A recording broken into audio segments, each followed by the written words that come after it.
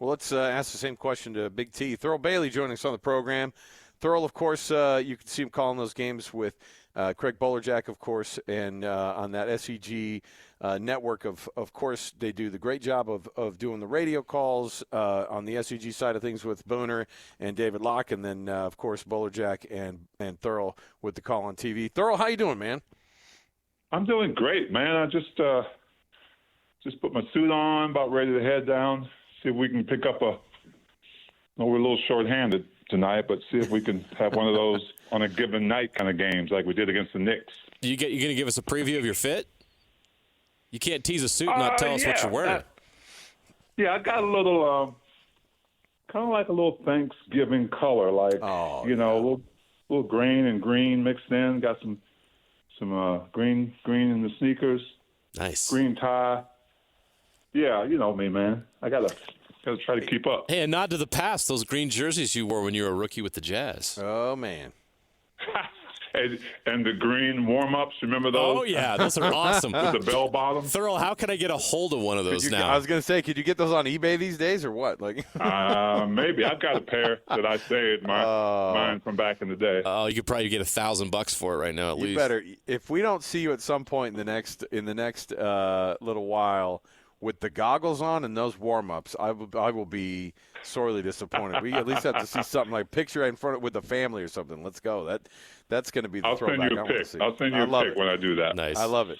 All right, so we were just talking about Cody Williams and how people kind of just go, oh, he's not doing well. He's not good if he's going out and playing the G League. But this is what – I mean, we called it the D League when it was the Development League. We call it G League now because of the Gatorade, sponsorship. But the purpose of that league is so these guys can get minutes. And JJ and I were just talking about this. This is a guy who, he's 1 year out of college. And if you think he's going to be immediately going and scoring 18 to 20 points a game, you're dead wrong. He's got to get minutes.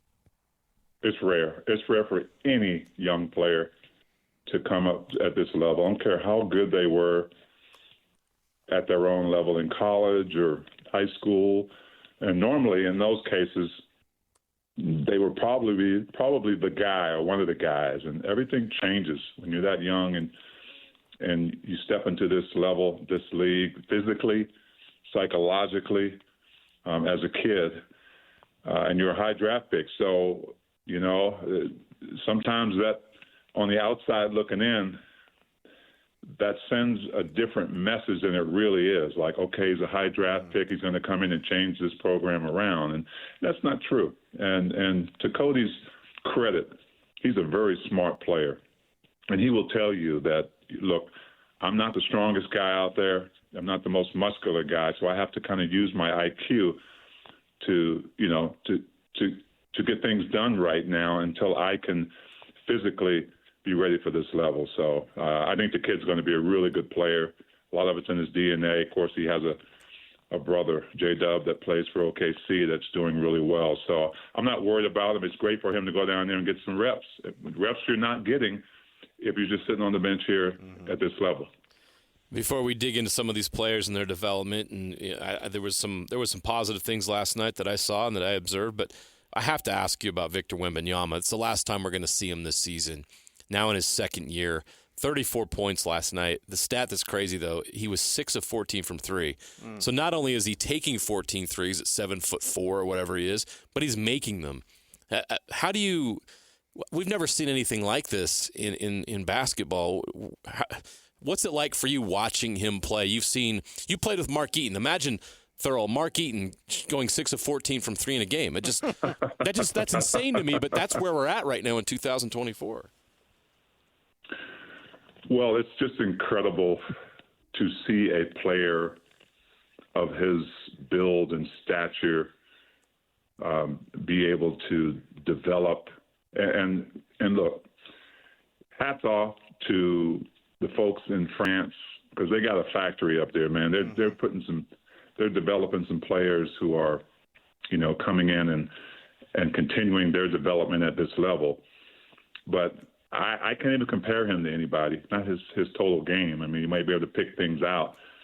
But with the way he's going, and right now he's under the the most perfect coach in Greg Popovich in that program, to be developed. They're giving him a green light. They're letting him do what he's good at and developing him to be better at it. He's also making plays, not just shooting threes.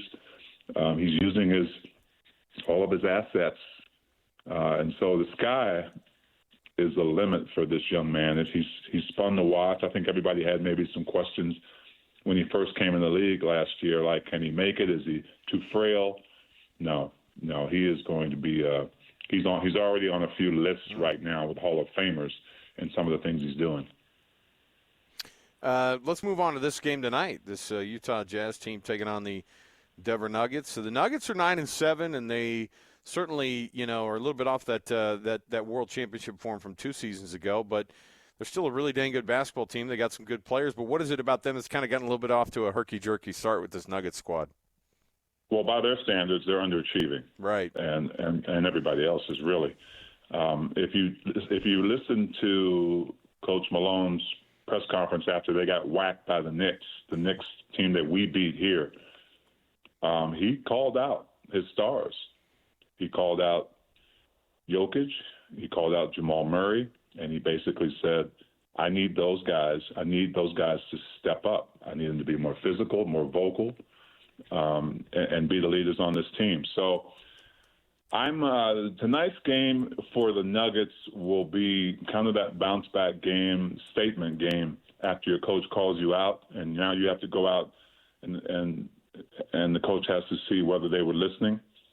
And so, with the Jazz coming off, the loss the other night, it's going to be interesting to see how they come out and be able to, to bounce back from that loss. I thought the Jazz did a lot of good things well, but the one thing they didn't do well was really bad. When you turn the ball over 21 times and they score 30-something points off those, it just takes you out of a lot, especially if it's a tight – it's even a closely manageable game in the fourth quarter. Those turnovers, those live ball turnovers, and they're kind of synonymous with a young team, right? But you just cannot – you have to get better at that game to game. Keontae George had a really productive night last night. You mentioned the turnovers. Yeah. He did have 6 of them.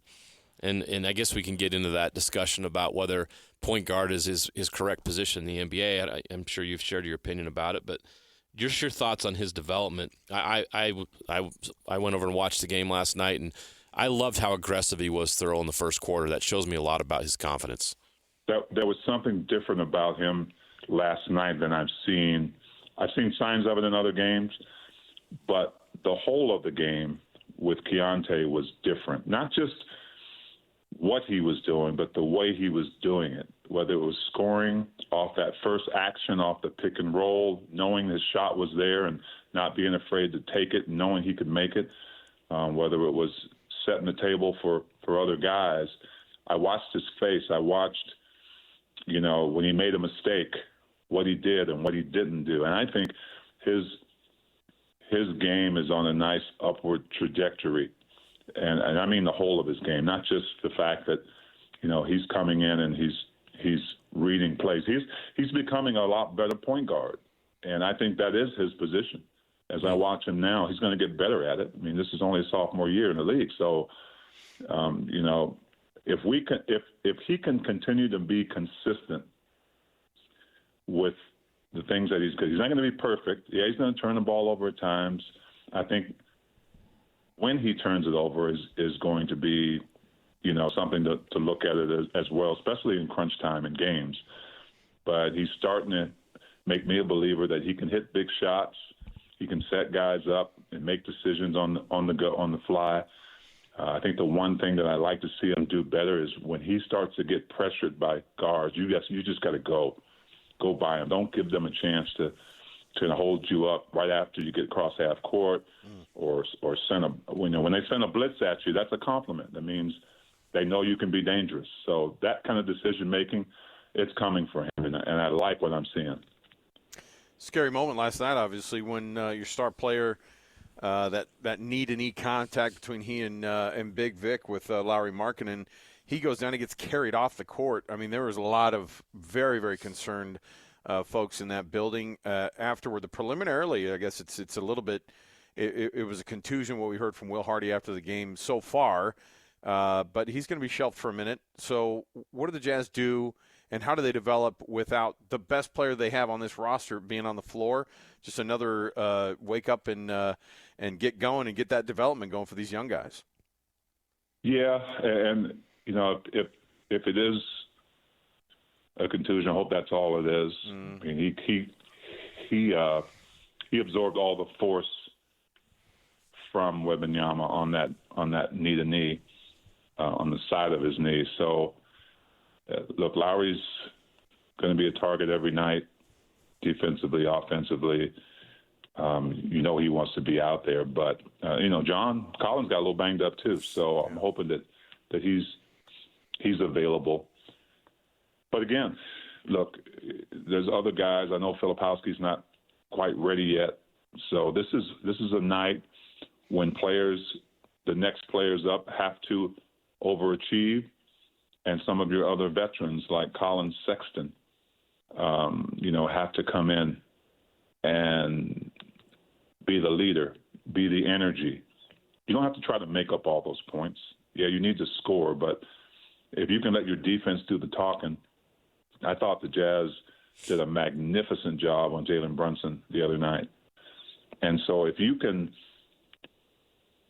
kind of slow down one or two of the equations, right, and outplay them, I think if you keep a game close and have a chance to pull it out at the end, that's what you're looking for. You're not going to say to yourself, well, I want to come and blow these guys out, because that's not the level you're at right now. But if you can keep it close, you can minimize the mistakes and the turnovers and hit the open shots that you're going to get with ball movement, you're in the game. And let's see what happens tonight.